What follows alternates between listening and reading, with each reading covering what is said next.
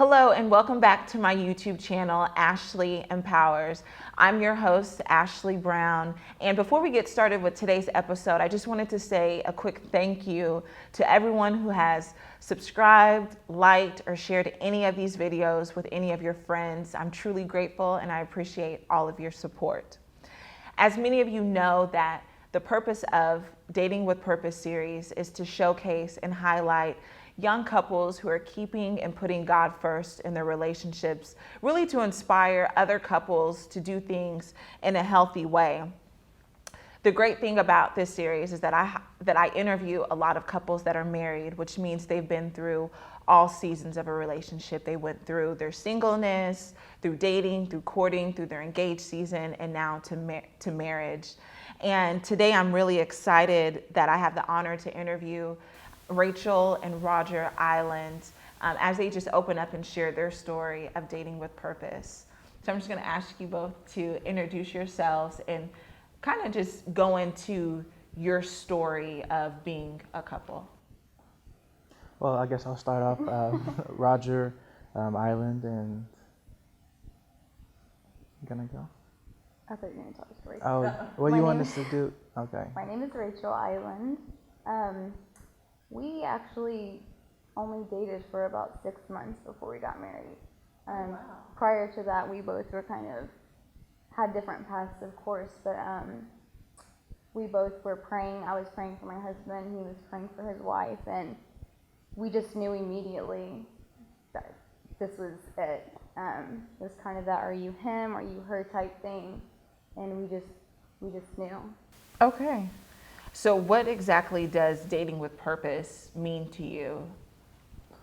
I would say that dating with purpose. I think that it, from a Christian standpoint, it all goes back to the biblical sense of what the purpose of dating is, and that is to find you a husband or a wife. Exactly. And so I think that my mindset going into a relationship was, I'm looking for a soulmate, someone I'm going to be with for the rest of my life.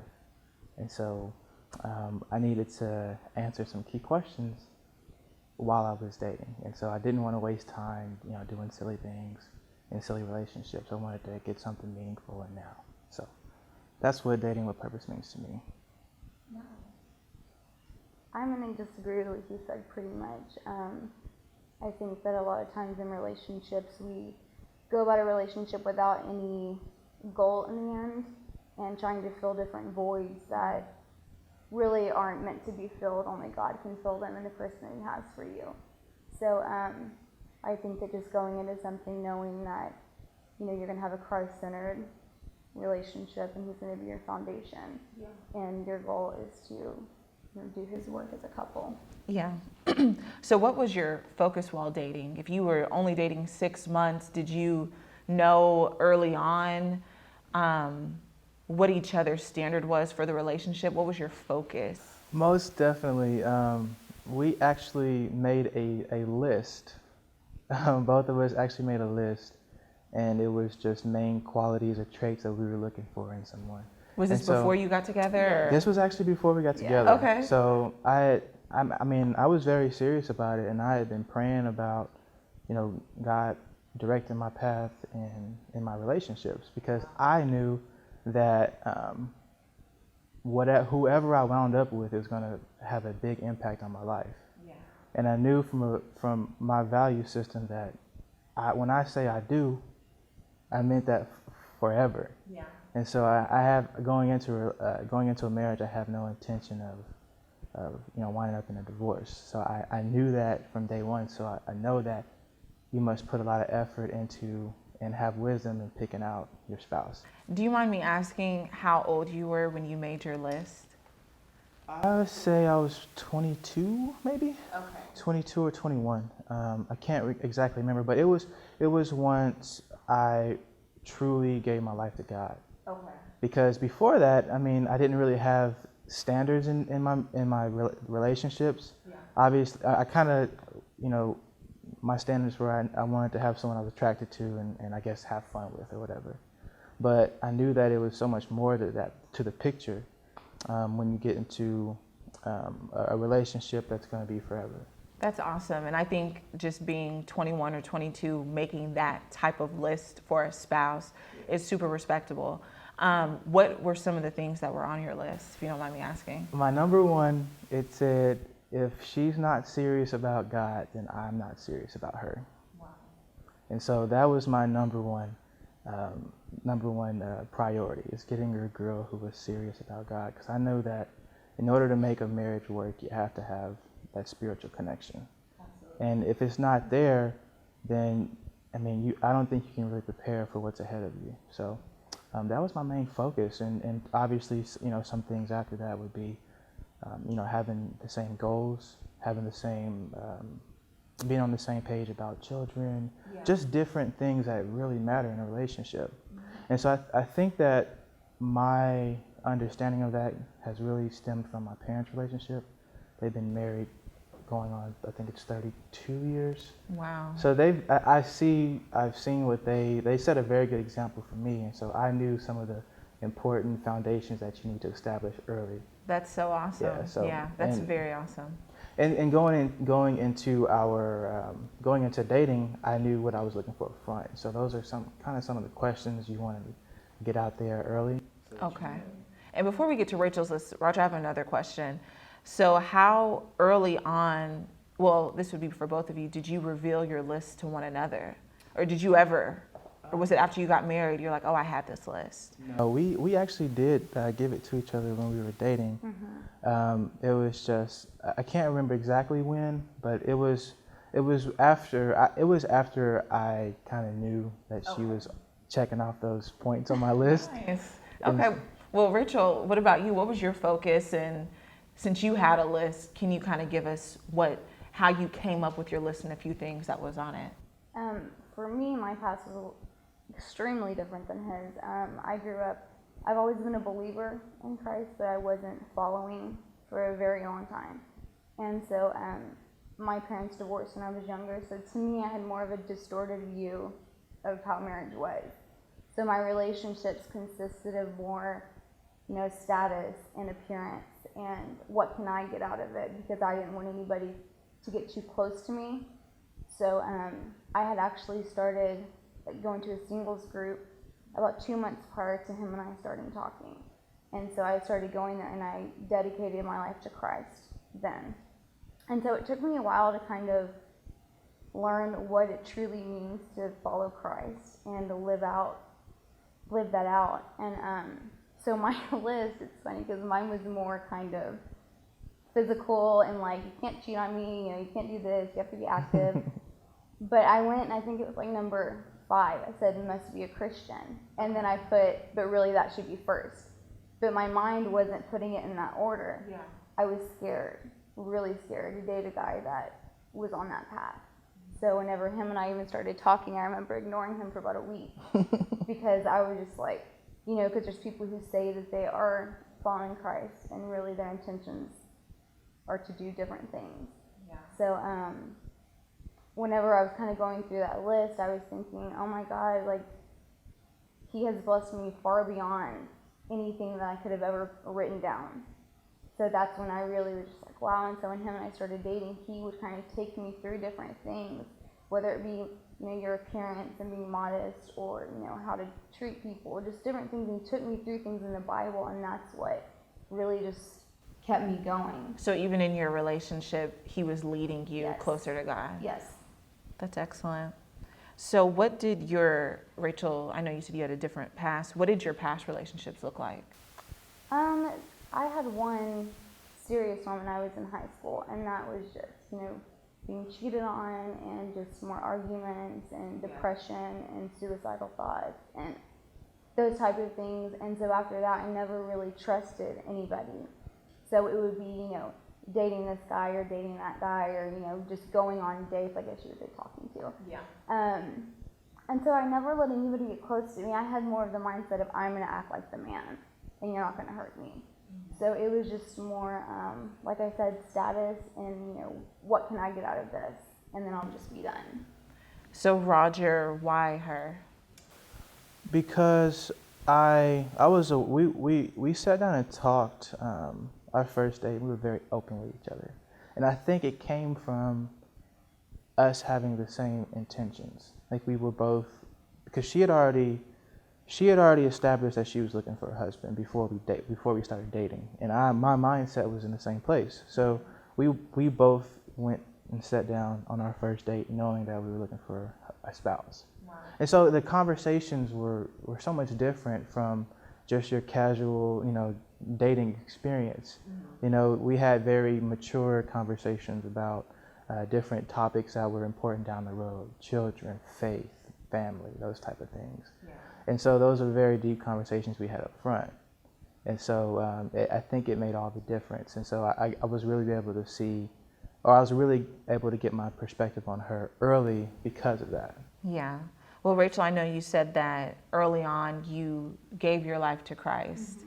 So did you feel like God was preparing you for marriage? And if he was, how was he preparing you? Definitely. I never wanted to get married. I never wanted kids. And so whenever Roger and I started, like he said on our first date, I remember God telling me to tell him my past because he was asking about it. And I was like, no, I'm not going to tell him everything. I can't. And I was like, I can never get in a relationship with somebody and be vulnerable if I never let them in on why I was the way that I was. And I just remember God telling me, tell him. After I told him, he just looked at me and smiled and he said, wow, God is so amazing. And I was like, what? And it was just so crazy to me because I thought never in this life am I going to be able to tell people about my past and then just accept me. Yeah. And when he said that, I was just like, wow. I really truly feel that God gave me him to wrap me around and carry me on this path, to lead me, because at that time, I didn't know what it truly meant. I just knew that this is the life that's for me, and I truly am wholeheartedly giving my heart to Christ. Yeah. And so he just came in and kind of led me and guided me. And so I think that God was preparing my heart because it starts with you, and it's a mind and it's a heart thing. And so once those had transformed, he just started teaching me more and more. Awesome. So how long have you two been married? It'll be 3 years in November. 3 years in November. Okay. Well, a lot of people are waiting to get married until they have achieved certain goals or certain degrees or a certain status. What was the decision behind the time frame? I would say that when you wait for extended periods, when you know you or want to be with someone, it opens the door for pitfalls.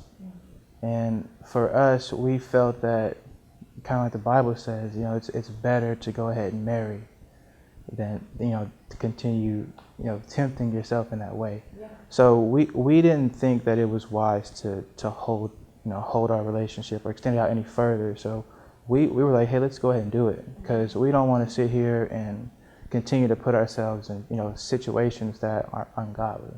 Yeah. So once we knew who we wanted to be with, we were just like, why, let's do it. We can get to a certain status financially together. Yeah. Or we can achieve whatever goals, we can do that together. I know that I've heard a lot of people say that before, where they're like, well, we want to wait for this reason or that reason. But honestly, I feel like, if this is the one you want to be with, go ahead and make that happen now. Right, you can build your empire together. I hear you. Mm-hmm. So what do you believe the purpose of marriage is? Rachel, I'll ask you first. I just believe it's fulfilling Christ's will for us. Going on this journey together and helping inspire and teaching people and spreading the word and, just loving each other unconditionally as he loves us. And that for me is something that I really am learning, is we're truly a team, no matter what it is that we're doing, whether it be just, hey, inviting somebody to church or, just reading the word together or, just any of those things. I just feel like this is what it means, like unconditional love. And through thick or thin, like you said, divorce, isn't a word in our household. And so it's just, as Christ loves us, no matter what, that's, how it is for us. Yeah. For me, I look at what the Bible says about marriage and how it uses it, and so many examples of how God loves us. You see the Bible talk about how Christ, we are his bride. Yeah. We're the bride of Christ. And so for me, marriage shows the glory of God. Because if you can stick with an imperfect person, no matter what, for the rest of your life, God is saying, this is the kind of commitment I'm giving to you. I know you're flawed. I know you're sinful, but I still love you. Yeah. And my promise is going to be forever. And so I think that God wants us to truly understand that, the spiritual truth and the physical between each other. And so I think that the best way to really experience God's love is to also commit to each other in marriage, knowing that she's going to mess up, she's going to do something stupid. I'm going to mess up, I'm going to do something stupid. But can we forgive each other and still move forward? Yeah, I love that answer. And just speaking of that, I know you said you've been married almost 3 years now. A lot of people, a lot of married couples, when they talk about their first year of marriage, they talk about it in a way that they may say like it was so tough or it was challenging, so much in a way that it's almost discouraging for some people to get married, how people describe their first year of marriage. Can you describe your first year of marriage, and if there were challenges you faced, how you overcame them, and advice that you can give people going into their first year of things you wish you would have known? I would say, I don't think our first year was that bad. I mean, I wouldn't say it was terrible at all. It was, Not terrible. yeah, it was, I mean, obviously you go from dating someone, and I'm with the assumption that y'all aren't living together. Right. But if you're not living with someone and then you start living with someone, there's a lot you learn up front. There's a lot you learn that's in your face right now. And so I think that it's just an experience. You're learning a new life. You're learning a new world. And so just embrace it. There's going to be good moments. There's going to be great moments. There's going to be bad moments. And if you understand that going into it, I think that that's the best way to prepare you for it. I enjoy every moment of our marriage because it's just so different. I understand that there's going to be good things, bad things, but at the end of the day, the big picture is, it's a beautiful thing. Yeah. So. What are your thoughts about the first year? I mean, pretty much the same thing. I just remember thinking like, wow, that was not at all what people make it out to be. Like, and so many times we're just like, oh my gosh, we love being married. Like, this is us for the rest of our lives, And so it's just so cool because I hear people talk about marriage that way. And I also hear people say, you need to date for a really long time before you get married. And I'm just like, oh, it's great. Right. Like this is awesome. And, just continuing to get to know each other. And I love it. In the first year, that's the exact thing that I thought was like, this is not at all what people make it out to be. Yeah. So for me, every relationship is different. And so I can't, not every experience is the same. So I can't sit there and tell somebody, you're just going to be just like this. But like you said, just embrace it. Yeah. Because every relationship is unique and it has its own purpose. Yeah. And if you don't mind me asking, when you all do have challenges that arise, how do you get through them? Communication is huge. And I think that we're really good about talking about things, and even if I don't understand at that time or he doesn't understand at that time, we typically within a few hours or whether it be the next day just come back together and we pray about it, and we try to see, I try to see his side and I try to, and mine, and he does the same. He tries to see my side, and I think that we're pretty good, and we learn a lot with that. It's never, I'm always right, you're always right. I think that when we have any kind of challenges, we really sit down, and a lot of times we're on the same page. He's like, I was just thinking that, and I would say the same thing. And so I just think communication and prayer is huge. Yeah. Can you kind of describe, because a lot of people are watching that aren't married, that are single. Can you describe your relationship with God prior to being married, and maybe give some advice to singles out there that are in their waiting season? When we were dating, we filled our time more with reading and talking and working out and things that didn't put us in a position that we would be tempted. That's a lot of what our time was, how our time was spent when we were dating. I would say that while before I met Rachel, and so I'm just going to start before we had our relationship. So what my focus was, as I mentioned earlier, is I really was praying about what God had in store for me. Okay. And so I was looking at different qualities that were biblical qualities in a woman, or for a lady, biblical qualities in a man. Okay. And so I think that if you trust God and His way of doing things, that He will ultimately give you the desires of your heart, whether it be a relationship with someone or not.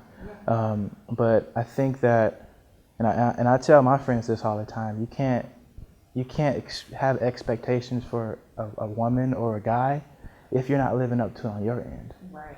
So be what you want before it gets to you. Okay. Okay, so that's one of my things, is you gotta get things right on your side first, Yeah.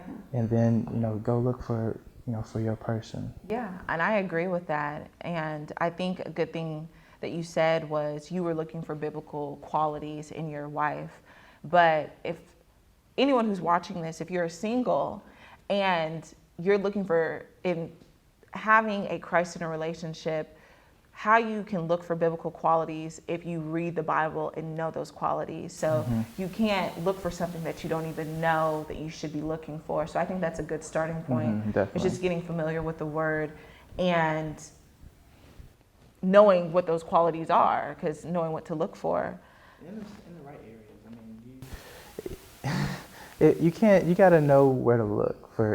If you're looking for a certain type of person, you just shouldn't be in certain environments looking for them, Okay. right? If you get what I'm saying. So I'd say that you got to be in the right place at the right time, so to speak. So I think that's very important. Yeah. Well, did you all receive any backlash or judgment because of your mixed union? I would say most of the surprise or backlash was the time frame for us, or our age, for that matter. Okay. People are like, "What? You've only been talking for this long?" Or, "What? You're only 22, 23? You're so young. Wait until you're 30. Go have your fun now, and then when you're old and dried up or whatever, then get married." And they have this negative perception that marriage is this so-called ball and chain, where you can't do anything. It's just like you're tied down. It's horrible. And I've just never had that view on marriage. And so I think that most of the opposition that I came up against was about how young we were, or how the time frame in which we had been talking. Not so much our differences in ethnicity. Obviously they were there, but I think that the majority of our, it was about our age. And the time frame. What about you, Rachel? Yeah, it's the same. My mom knew from the first time that our first date was to go to the gym. And she knew, she was like, I didn't have any bad feelings. And normally she's like, always had something to say about everybody. And I just thought, you're just so negative. And so with him, she knew, so it was no shock to her. But people that I worked with at that time that, were just on a different path, they just didn't get it. Okay. Especially because they knew me from my transition. I went from one extreme to the other, literally. And so it was just more about the time frame, I would say. So what do you mean you went from one extreme, like from your past and then going to live for Christ? Yeah, I mean, I was one of those people that partied a lot. I got really heavy into drugs, sex, started getting into modeling and stuff, and things that, if I had a cross on my neck, it wouldn't be a good look. So I tried to think of it that way. Like, if I'm in a photo shoot and I have this cross on my neck, is it too provocative?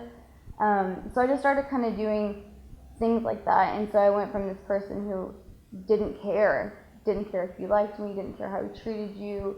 No one had a reason not to like me, really, because I was just so gung-ho about everything. Mm-hmm. I would do whatever. I didn't have any morals. So they saw me go from that, and then I was actually staying with somebody in Dallas, and God was telling me to go home and live with my mom. And so when I did that, I started trying to get clean, and I started reading, and I started really just doing some soul searching and figuring out, who am I? Yeah. Like, teach me, and what is my purpose on this earth?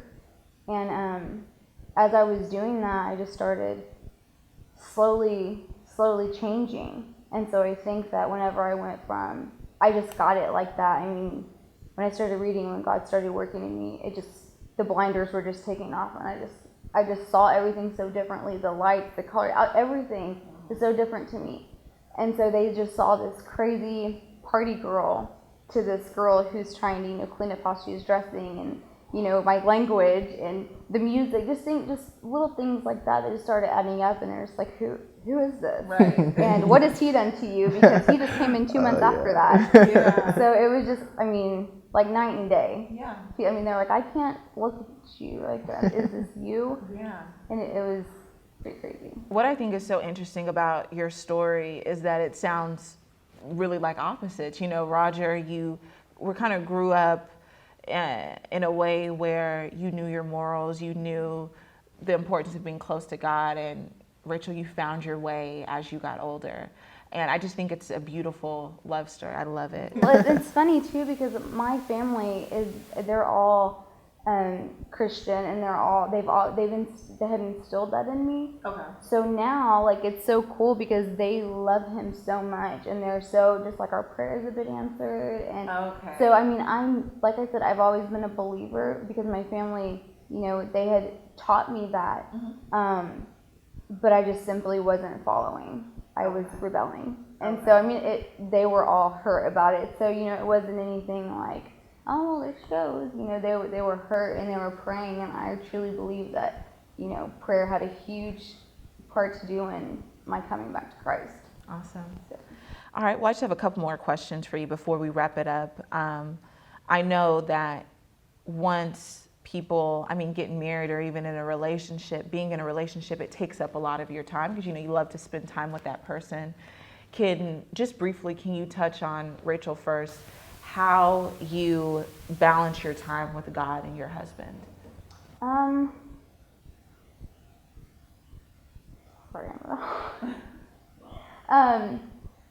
I have been telling myself this over and over too, and I tell other people this too. It's God, family, work, and friends. And so I'm continuously working on doing that and spending my own time with him.